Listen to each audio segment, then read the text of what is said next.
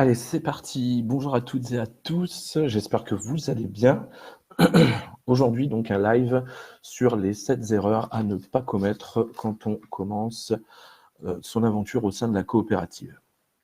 Je m'appelle Nicolas Dubreupère et nous sommes ensemble pour une vingtaine de minutes à ce sujet. Excusez-moi. Alors, pour commencer, en fait, je vais vous énumérer les 7 erreurs à éviter quand vous commencez votre aventure au sein de la coopérative. Alors, la première erreur, en fait, c'est être trop euphorique. Donc, voilà, enfin, ça arrive. Je vais revenir après par la suite sur chaque point pour vous donner un petit peu de conseils éventuellement et de petites choses pour vous aider. Donc voilà, c'est mon premier live de ce style, donc j'espère pouvoir vous apporter un maximum d'informations et un maximum de valeur pour que vous puissiez bien sûr aussi les utiliser par la suite au quotidien dans votre aventure. Alors donc je reviens sur les 7 erreurs courantes. Donc la première, comme je disais, être trop euphorique, se mettre en position de vendeur pour la deuxième, vendre du rêve pour la troisième, la quatrième, essayer d'expliquer ce que l'on ne sait pas, ce que l'on ne connaît pas, que l'on ne maîtrise pas. La cinquième, donc, c'est forcer. La sixième, c'est attendre les 8 bientôt. Alors, je vais m'expliquer sur ce terme, les 8 bientôt. Et enfin, la septième erreur, qui est assez souvent commise, c'est se braquer sur les réticences. Alors, je vous rassure tout de suite, j'ai moi-même fait plusieurs de ces erreurs. Donc voilà, si je me permets de vous en parler aujourd'hui, c'est justement parce que j'ai vécu certaines expériences qui me permettent justement de pouvoir vous donner des astuces et des conseils qui vont pouvoir vous permettre justement aussi, vous, par la suite, d'éviter aussi de faire ces erreurs. Alors, je vais revenir sur le premier point déjà, en fait, donc être trop euphorique. Pour moi, en fait, être trop euphorique, ça veut dire, dès qu'on comprend, bon après, je me mets à votre place, comme je vous dis, je l'ai vécu, donc je sais très très bien, quand on comprend en fait vraiment le potentiel de cette coopérative et ce qu'elle peut nous apporter à tous au quotidien, c'est normal que d'un seul coup on se dise bon allez, il faut que j'en parle à tout le monde, il faut absolument que mes parents le sachent, mes oncles, mes tantes, mes cousins, mes cousines, mon chien. Non bon, lui à la rigueur il s'en moque un peu, mais enfin, voilà, on a vraiment envie justement d'en parler avec tout le monde et d'en faire profiter tout le monde quand on connaît le potentiel. Ça bien sûr, je le comprends, je le partage totalement, mais c'est vraiment en fait justement d'arriver à finalement ne pas en fait retranscrire cette euphorie finalement en fait qu'on pourrait avoir parfois quand on comprend justement ce que peut nous apporter cette coopérative. Alors bon, voilà, il existe des choses très simples, simplement en fait de juste répondre aux questions quand on vous pose des questions ou quand vous-même vous voulez en parler. Voilà, c'est d'avoir une attitude en fait je dirais stable, enfin voilà, ne pas trop non plus en ajouter, enfin de rester vraiment en fait sur une présentation en fait, sur voilà, vous présenter ce que vous ça vous apporte, ce que vous devez faire pour pouvoir profiter de tous ces avantages. Il n'y a pas besoin non plus de survendre non plus la chose, même si c'est vrai qu'on aimerait que les personnes comprennent justement en fait, enfin voilà. Quel est le potentiel? Qu'est-ce qu'on peut justement obtenir? Qu'est-ce que ça peut nous apporter et apporter à tout le monde? Mais voilà, il faut essayer vraiment en fait, parce que même si nous on le comprend, ça veut pas forcément dire que la personne à qui vous présentez ou à qui vous en parlez va en fait être réceptif finalement à tout ça. Donc voilà, enfin c'est à un moment donné bien sûr qu'il y a des personnes qui vont être réceptives complètement, mais enfin voilà, en règle générale, c'est quand même plus simple de pouvoir en fait partager simplement. Voilà. Le deuxième point, en fait, c'est se mettre en position de vendeur. En fait, la deuxième erreur qui est faite quand même assez fréquemment, c'est de se mettre en position de vendeur. Alors, pourquoi je dis ça justement? Parce que je vois assez souvent finalement des personnes qui proposent des cartes moins chères, qui proposent des choses, enfin voilà, des promotions, ce genre de choses. Bon, ça peut être une bonne chose, bien évidemment, mais je pense que ça doit rester dans un cadre assez privé, assez restreint, en tout cas, mais pas de faire ça en public, pas d'en promotionner ça en public, puisqu'on se met clairement en fait en position de vendeur. Et comme je le dis souvent et comme j'aime beaucoup le répéter, en fait, on n'a absolument rien à vendre dans la coopérative. Nous ne sommes pas des vendeurs, on n'a pas de produits, enfin voilà, nous on ne fait que de la recommandation. Voilà, on recommande simplement en fait quelque chose qui existe, une opportunité qui existe et qui permet vraiment de pouvoir gagner du pouvoir d'achat. C'est tout en fait, on ne vend rien. Donc le fait de se mettre en position de vendeur, justement, ça peut, comment dire, fausser un petit peu la perception que les personnes pourraient avoir justement de votre entourage, à se dire, tiens, qu'est-ce qu'il veut me vendre, qu'est-ce qu'il a à me vendre, qu'est-ce que je vais devoir acheter. Mais non, en fait, c'est pas, on n'a rien à vendre, hein. Tout ce qu'on propose, c'est une opportunité et quelque chose qui permet de pouvoir en fait gagner du pouvoir d'achat, comme je le disais. Le troisième point, troisième erreur fréquente, c'est vendre du rêve. Alors pareil, encore une fois, pourquoi je dis vendre du rêve? Parce que voilà, il faut éviter absolument justement de se dire, bon, aux personnes, on prend un exemple concret, dans 1 an, c'est bon, tu payes plus tes courses. Voilà, c'est sûr et certain, si tu suis ce que je te dis, dans 1 an, tu payes plus tes courses. Alors, il faut absolument éviter ce genre de choses, il faut vraiment, en fait, encore une fois, rester simple sur la façon de présenter, parce que peut-être que oui, effectivement, il y a des personnes qui en 1 an ont réussi, en fait, à accumuler suffisamment de crédit d'achat pour finalement pouvoir en fait autofinancer leurs achats grâce à ça. Mais c'est pas forcément dit que tout le monde y arrivera également en 1 année. Il faut vraiment en fait, voilà, faut rester le plus réaliste possible. Et le fait est justement en fait de vendre du rêve, hein, comme je dis, ça peut vraiment en fait vous porter à préjudice par la suite, puisqu'une personne va forcément se dire, bon attends, t'es gentil, ça fait 1 an, j'ai toujours pas mes courses gratuites, voilà, enfin bon, après il faut vraiment en fait, encore une fois, être transparent. Voilà, c'est ce mot que je cherchais. La transparence en fait, c'est vraiment ce qui est important dans la coopérative quand vous commencez votre aventure et même après tout le temps par la suite, c'est d'être complètement transparent. Voilà, il y a des personnes qui vont dire: «Ah ouais, mais attends, c'est trop beau pour être vrai». Il y en a d'autres qui vont dire: «Ouais, mais non, attends, il va falloir que je fasse quoi? Il va falloir que je fasse ci, machin, oh, puis ça va prendre du temps, et puis en plus, il faut que je parraine, machin». Non, voilà, expliquez simplement, voilà, ça fonctionne comme ça, comme ça, comme ça. Maintenant, bon, ça plaît, ça plaît pas, ça plaît pas. Après, il y a des personnes qui ne comprennent pas, en fait, qui n'arrivent pas à intégrer le potentiel que la coopérative propose. Mais ça sert à rien d'insister, hein. On va justement, j'en reviens au 5e point, justement, sur ça, sur le fait de forcer, sur le fait d'insister. Il faut absolument éviter de faire ça, justement, de forcer les personnes ou de raconter finalement quelque chose qui n'est pas vrai, en tout cas, qui n'est pas vérifiable. J'en viens au 4e point. Donc le 4e point, c'est essayer d'expliquer ce que l'on ne sait pas. Alors ça, c'est pareil aussi, justement, on a parfois des questions qui nous sont posées par des personnes auxquelles on n'a pas la réponse. En fait, ça arrive, hein, bien sûr, hein, quand on commence l'aventure, on n'a pas les réponses à toutes les questions, bien évidemment, hein. Justement, on est encore sur une phase d'apprentissage, de formation, donc on ne peut pas, en fait, dès le départ, dès le début de l'aventure, tout connaître. Donc quand vous ne savez pas, il faut surtout pas inventer. Je vous le dis parce que voilà, je l'ai vu. Il faut vraiment éviter d'inventer une réponse qui serait potentiellement erronée. Si vous ne savez pas, demandez à votre parrain, au parrain du parrain, demandez à quelqu'un dans la helpline, il y aura toujours bien quelqu'un pour vous répondre. Donc voilà, c'est vraiment très très important de ne pas donner de fausses informations aux personnes à qui justement vous essayez de présenter le concept. Vous ne savez pas, c'est pas grave, on ne sait pas. Voilà, personne ne vous en tiendra rigueur, parce que si vous êtes honnête avec la personne et transparent, comme je disais juste avant, si vous êtes transparent et que vous dites, bon voilà, je viens de commencer cette aventure, voilà, c'est comme ça se passe comme ça, etc. Personne vous pose une question auquel vous n'avez pas la réponse, bon ah oui, tiens, j'avais pas pensé à ça, ou je sais pas, enfin bref, tiens, je sais pas, ça j'ai pas demandé, moi ça m'intéressait pas au départ, enfin bref, il peut y avoir un millier de questions, et voilà, ce qu'il faut faire à ce moment-là, vraiment, c'est de vous renseigner et de trouver la vraie réponse à la question. Vraiment, en fait, c'est important, il ne faut pas inventer une réponse comme ça, comme je vous dis, que vous n'avez pas. Ça, c'est vraiment très, très important aussi. C'est pour ça que je l'ai mis dans ces 7 erreurs à éviter. Ensuite, le 5e point, la 5e erreur finalement, c'est de forcer, donc d'être insistant finalement avec les personnes.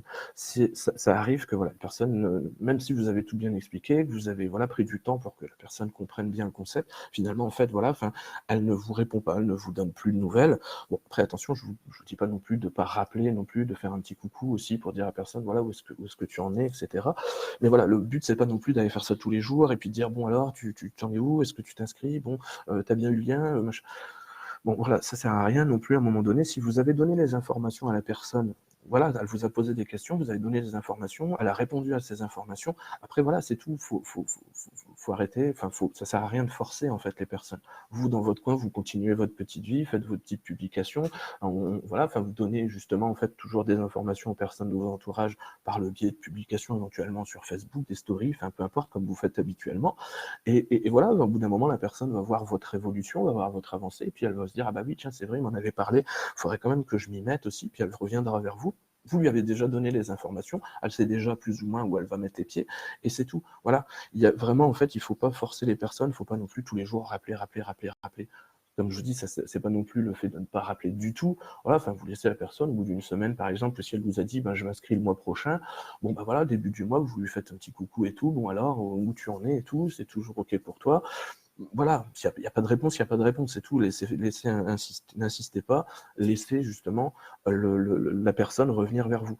Et justement, c'est ce qui me fait arriver au 6e point. Donc le 6e point, en fait, c'est attendre les 8 bientôt. Alors, les 8 bientôt, en fait, c'est un terme, 8 bientôt, c'est justement les personnes qui, une fois que vous avez tout expliqué, en fait, vous avez, voilà, envoyé des vidéos, probablement aussi invité sur les groupes, personne vous dit ah bah oui, je vais le faire et tout, je vais le faire bientôt, je vais le faire le mois prochain, je vais le faire la semaine prochaine, je vais le faire quand je reviens de vacances, etc., etc. Bon voilà, comme je vous dis, ne restez pas sur ces personnes qui vont, voilà, laissez-les potentiellement revenir vers vous, ou si elles vous donnent une date plus ou moins précise, vous refaites un petit coucou sans insister, sans rien de plus. Et il faut absolument en fait ne pas attendre ces personnes. Alors pourquoi je dis ça? Parce que justement, en fait, ça arrive souvent que les personnes disent ah ben tiens, j'ai 4 personnes qui vont s'inscrire, ils m'ont dit qu'ils le faisaient le mois prochain et tout, c'est bon, voilà, nanana. Et en fait, au final, on se retrouve comment dire, dans une attente. Donc on se dit bon ben voilà, j'ai des personnes qui vont arriver, donc c'est peut-être pas forcément nécessaire finalement que je continue à publier, à donner des infos. Je vais peut-être attendre que les personnes reviennent, parce que si déjà ces personnes-là reviennent, ça va me faire un peu de travail, ça va me faire un peu, je vais avoir besoin de temps finalement pour pouvoir m'occuper de ces personnes-là, les guider, leur donner les réponses, etc.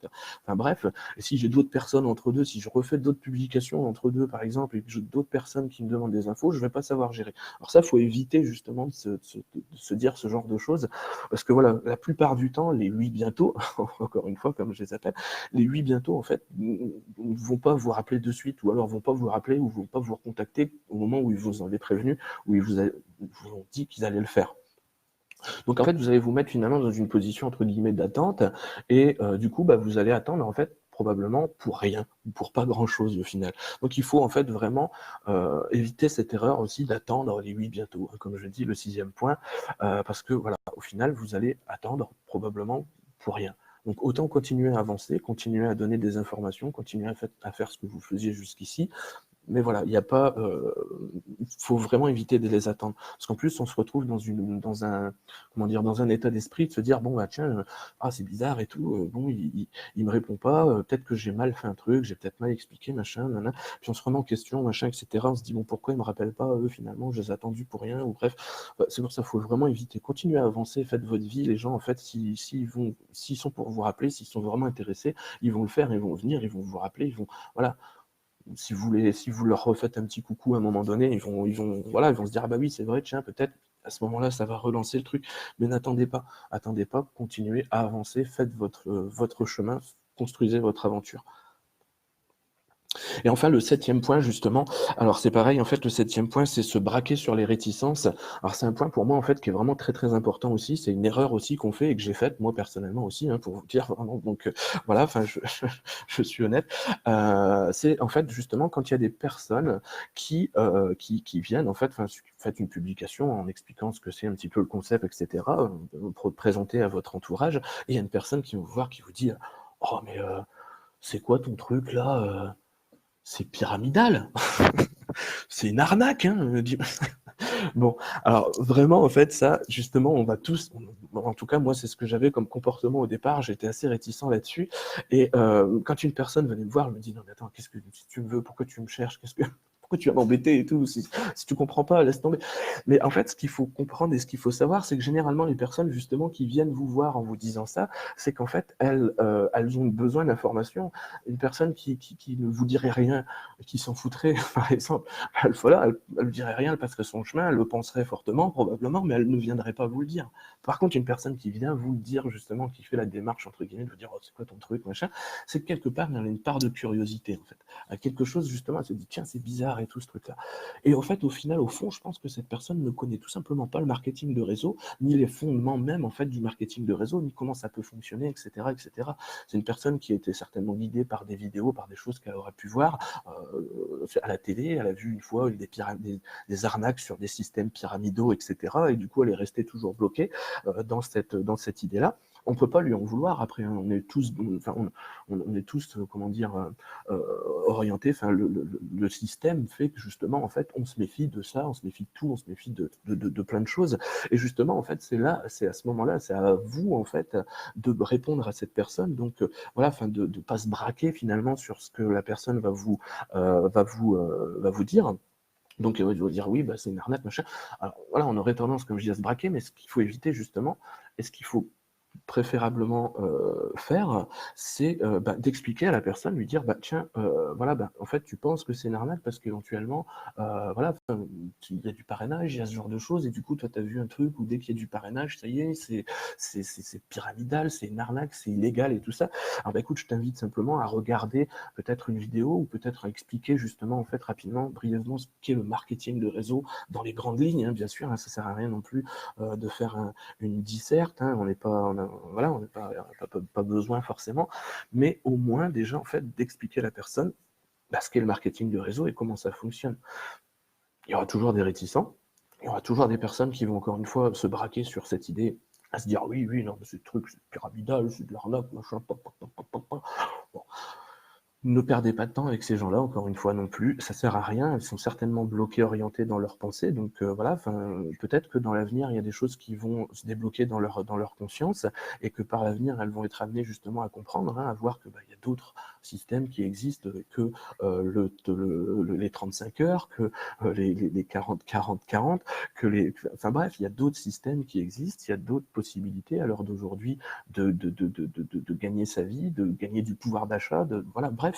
Mais les personnes vont avoir peut-être besoin de faire leurs propres expériences également et d'avoir leurs propres, voilà, leurs propres expériences et les propres choses qu'elles vont vivre et qui vont leur permettre de comprendre qu'il existe d'autres choses. Et voilà, c'était vraiment important pour moi en fait de pouvoir en fait être vraiment très précis sur ce point-là, hein, sur le fait de faire de faire attention, de ne pas se braquer sur les réticences, parce que vraiment, ces personnes-là ont un besoin. Pour moi, en fait, réellement, hein, avec le recul maintenant, parce que comme je vous dis, moi, sur le coup, au début, quand j'ai commencé, je voyais des choses de cette manière aussi. Je me dis, non, mais pourquoi il vient de dire ça sur ma publication? Qu'est-ce qu'il veut, lui, avec son système pyramidal, etc.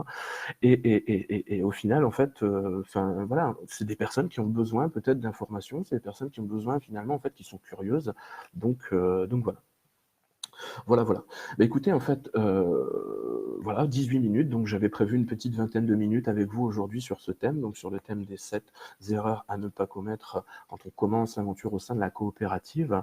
J'espère avoir pu vous apporter des informations, avoir pu vous apporter également des petites astuces, des petits conseils qui vont pouvoir vous permettre par la suite voilà, de pouvoir en fait avancer dans votre aventure.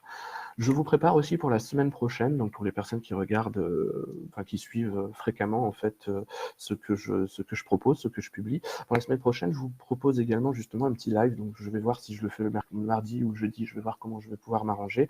Et par contre, celui-ci, ce sera pour des conseils surtout en fait pour commencer en fait. Là, j'ai parlé des 7 erreurs à éviter, et la semaine prochaine, je vais vous parler plutôt des conseils pour bien débuter votre aventure. Voilà, voilà. Écoutez, je vous remercie. Je vous dis à toutes et à tous, merci de votre présence. La vidéo sera en replay, donc vous pourrez la voir, vous pourrez la partager éventuellement. Et voilà, ce sera en public. Merci encore une fois. Bonne journée à toutes et à tous et à très bientôt. Au revoir.